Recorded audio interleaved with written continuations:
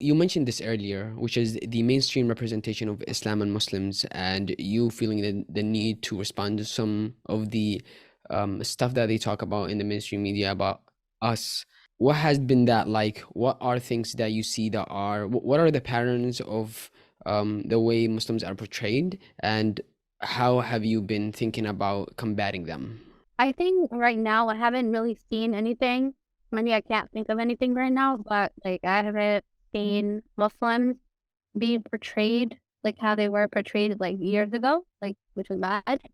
Right now, it's mostly Palestinians who are portrayed in that way, right? Like even in the New York Times, when you read it, it's like these headlines like, "Oh, the Israelis were murdered by Palestinians," right? Or the Palestinian, a Palestinian boy just casually died on the street. Like, you kind of see that contrast. And it's something that a lot of people have noticed. It's something that a lot of journalists have noticed.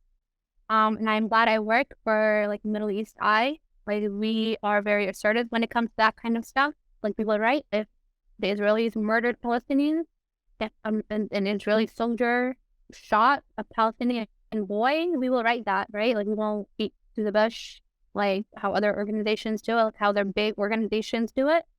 And a lot of them they are like, I don't want to say they're scared because nothing to be scared about. It's like, you're just telling the truth.